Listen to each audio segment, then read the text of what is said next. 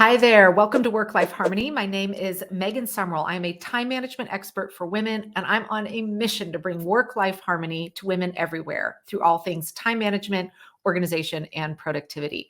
Now, normally on the show, we are taking a deep dive into a specific strategy around helping you better plan, manage, organize your time, be more productive, etc. And don't worry, we're going to be getting there, but we're going to be doing it a little bit differently today. My amazing dad has just celebrated a big birthday, and I wanted to take the time to share with you all 3 life lessons that I have learned from him. Spoiler alert, one of them is about time management. If you have been a long time a viewer here of the program, you may have remembered a couple years back, I actually brought my mom on the show. So you've already had the opportunity to meet her. And today I am thrilled for you to learn a little bit more about my dad and what I have learned from him. Now, remember, if you are looking for regular tips and strategies to help you better plan, manage, and organize your time, don't forget to click the subscribe button so that you don't miss any future videos.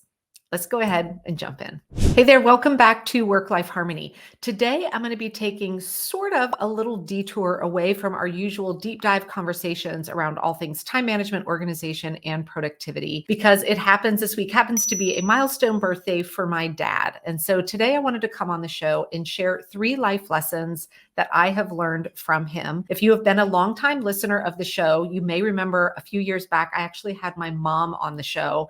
And so you all have already had the opportunity to meet her. So I wanted to give you a chance to learn a little bit about my dad and again, share 3 of the life lessons that I have learned from him. Happy birthday to you, Dad. I love you so much. Now, my dad was an only child and he was a Marine for about 30 years. So he joined the Marine Corps in 1964 and was in the Marine Corps until 1994. He was a tanker, and he and my mom met working as counselors at a summer camp in college, and they got married right out of school. My first life lesson, and the reason I wanted to kind of give you that background with my dad is, again, we were raised with my dad being a Marine. We got to move around a lot. We lived some on bases, some not.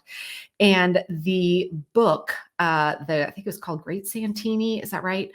Came out around that time, which painted a very unsavory picture of a father that was a Marine. This led to a lot of people making really unfavorable assumptions about what my home life must be like because my dad was a Marine. So this leads to my first life lesson, which is this: don't ever judge a book by its cover, because what all these people didn't see is they didn't see the dad of 3 girls who was always ready with a compliment to make you feel like $1 million.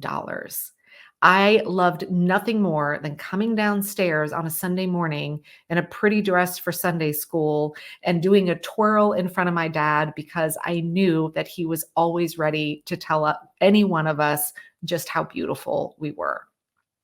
They also didn't see the Marine who taught the 4-year-old, and I think it might even have been 3-year-olds as well, Sunday school class every week. I used to sit at my Sunday school table and I could look across the room and see him sitting at those little, preschool sized tables where your knees are up to your ears if you're an adult, teaching this group of preschoolers Sunday school. They also didn't see, who is now the grandfather, spending countless hours with his grandchildren walking along the shore of the lake collecting seashells. I'm talking hours. Or the fact that there are special coloring books purchased that he would use only when it was time to sit down and color with them. And I feel like this is always such a good reminder of me, to not just assume because of someone's job or the way they look or the car that they drive or what their family, is made up of, to be able to assume what kind of a person they must be. Something that I always really think about often and have to remind myself, hey, let's take the opportunity to really get to know someone and not just judge them by either their external appearances or their job or whatever that may be. Now, the second thing that I learned, a great life lesson from my dad, is the importance of always challenging myself to think and dream bigger. I love this story. And again, this isn't about me directly, but it is an interaction between him and one of my sisters. We were flying home from living overseas, and my oldest sister was very, very taken, apparently, with the flight attendants and just thought they were so, so cool.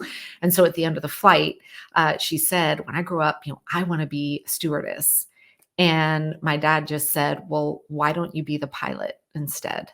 And I think that was something that I really love to bring into and share with the women in the top program. One of the very subtle or kind of byproducts of the work that we do in there, when we are getting rid of all the clutter and stuff in our brains and in our schedules and putting more structure in them and actually having flexibility, thoughtful flexibility, what that does is it actually creates the space for us to think bigger, dream bigger, and go, well, maybe this isn't what I want. Maybe I actually want to go 2 or 3 steps further. And at the time you're listening to this, we've just wrapped up the annual planning event, the Planapalooza, and we did a lot of work around that. So I just want to give a shout out to my dad for introducing to us at such a young age.